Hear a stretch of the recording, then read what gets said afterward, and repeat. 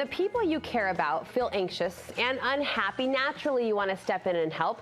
You can start by understanding what's driving up anxiety in yourself and in family and friends. Studio 5 relationship coach Dr. Matt Townsend has a theory about what's making so many people anxious, and he's here to share ways to help us all worry a little less, despite the manly man cold that he is bringing into the studio today. I'm fighting it, but I'll be great. Something. Are you okay? Yeah, I'm going through the change. Okay, all right. Pretty nice. We'll support you all we can. Get it over with. Anxiety, it's a big deal. Yeah. So many more people, I feel like, now are struggling with this. Would you say as a culture we're struggling with more anxiety than we were a year ago? Yes. 5 years ago? Yes. 10 years ago? 10, yes. Yes. It's more and more and more, and I think, honestly, it'll just keep being more. Because we even talk more about being more anxious. And that's like really driving us to anxiety. So just the conversation alone is having people think differently. That's right. Well, and there's a benefit because now we know what it is. Yeah. And before we used to think we were going like, this is crazy, this is driving me, I'm so stressed. But now the talk helps. But there's other things going on. There's certain things that we've done for the last 20 years that are now catching up to us. There's things that social media are doing that are starting to catch up. And I think every one of them induces a little different type of anxiety here, a little more stress here. If you were to look at the medical numbers, the statistics, the pharmacy statistics, more pills are being handed out to treat anxiety than ever. Is this a chemical problem, Matt, or is it a cultural problem? So a lot of times we think it's a chemical problem because we know the chemistry helps when we use it. Sure. And some people are using chemistry from their doctors, and some are just self-medicating. Some are just Netflixing themselves to happiness. That helps too. So we're all finding different ways to medicate it, but it's probably not just a medical problem, and it's not just a chemical problem. The chemistry helps, but we know that there's real things we can start doing today, and if we'd start cutting a few things off early, we would probably eliminate about, I don't know, half of our anxiety, half of our stress, half of our worries. Would you say the anxiety problem is linked to a control problem or a control issue? Probably. Some of it's just basically linked to the fact that as a human being, you know deep, deep, deep, deep down, you control very little of your life. Yeah. So we try to pretend like we have a lot of control until we then start having other things, like the news come on. Right. And we find out that, no way, people are being attacked in London, and I was just in London, and I was on that bridge, and that could have been me, and then we start to fear. So one of the big issues that we're being impacted by are we experience global problems, but we have very limited power.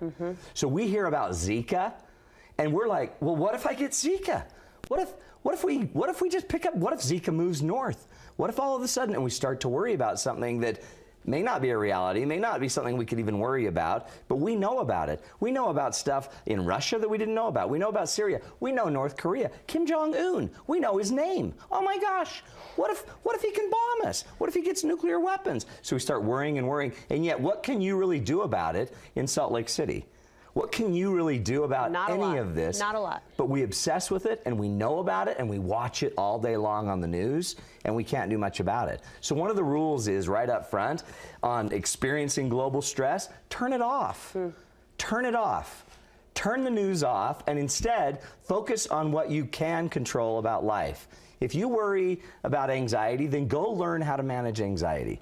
If you worry on raising a safer family, then go study about family safety and go be a good parent that's home protecting your family. It's not about being ignorant necessarily or not being up to speed on important issues. You're just saying invest and spend your time doing things that you really can make a difference And the research shows when you turn the news off, your happiness goes up. Period.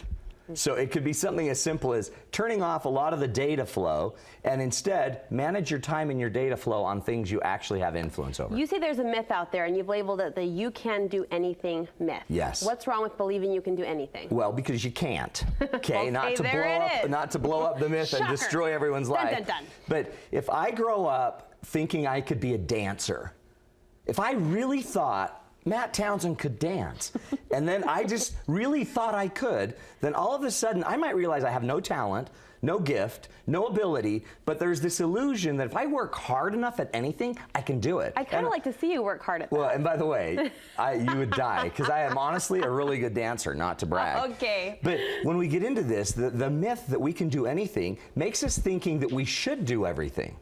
That everything is a possibility, and that I have people that come and see me and they don't even know what to do because they could do anything. And I look at them and I'm like, not really. Like, I wanted to be a doctor when I was younger, and I had this illusion that I could do anything until I took some anatomy classes and had to try to do a little MCAT pretest. Yeah. And there's no way in the world I was ever going to pass an MCAT.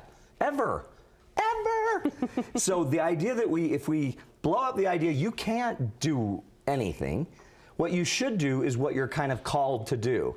What are you being drawn to do? What is especially important that you do it? And if you don't do it, no one else will do it. So what you're doing in this is focusing us, right? Focusing our energy, taking it down. To your strengths, to your abilities, to the gifts that are uniquely you. Instead of thinking you've got to do everything and being paralyzed by not knowing where to start with what you can do and what you're strong at. When we talk about anxiety levels, and you were describing even just the global crises that we face that makes us so anxious, I think of the mother badge. Once you put that on, the father badge, then the anxiety takes a whole new level, because you're you know, putting that anxiety on your family and your responsibilities to be a good parent. Does parenting in and of itself create greater anxiety? Absolutely. And think about it. So we want to have a pain-free environment for our kids. So another stressor in our life is I don't want my kids to feel any pain.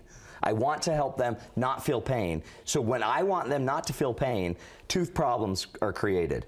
Number one, it means I do everything. So I have to stress out as a parent just to make sure my kids never stress. I do everything so they don't do anything. That becomes an anxiety stressor. And the other is I set them up, and deep down, they know that I've been absorbing all of their pain their entire life. It's not that they're ignorant. No, they're not. By the way, they might be when they're young, but by the time they're going to high school and college, they know you bail them out constantly, and then you're going to send them away on a mission or to college, and they know they aren't prepared. They know they have not done anything on their own, and now mom's sending me to South Korea, where Kim Jong-un's just north, and it could just go so wrong. Oh, no. So we start to get worried, and then that worry creates anxiety, and then we have self-doubt. So that idea of the pressure of being a pain-free parent, that creates major issues. Almost out of time, but I want to ask you about the social media piece, because we see a lot, we read a lot, and you say social media, it's easy to see these exciting lives and think I can have that. You say we need more social networks, but fewer human connections. That's what's driving up the anxiety. We have tons of networks. We have tons of friends, but we don't know how to connect anymore. So we would rather go connect by liking everything on our social group, but instead of rolling over and talking to the one we love. So the basic rule there is focus on the one. Kind of learn to set the phone aside and focus on the one. And the one that's actually tangible and physical, the one that's in your presence.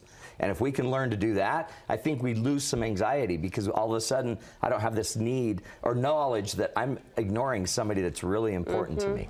So fewer social networks, more human connection. I like it a lot. Basic stuff. You're helping a lot of people through this anxiety conversation. They can get more on your website. If they go to matttownsend.com, you can find my, I have a whole workshop on anxiety. Yes, you do. And in fact, I'm writing a book right now on it. What? Super cool. Is this the announcement? Super cool. I didn't know that. No, Did you know I'm not that? announcing it, but it's basically that whole model about Ferraris and Chevys. Are you a Ferrari in a world full of Chevys? Because if you got a little anxiety, you're like a Ferrari. Good work, Matt. Now we have that to look forward to. MattTownsend.com. We'll send you to MattTownsend.com. I took the words out of my mouth. Thank you so much. Thanks, Brooke. Get better. I will, for sure. Get feeling better.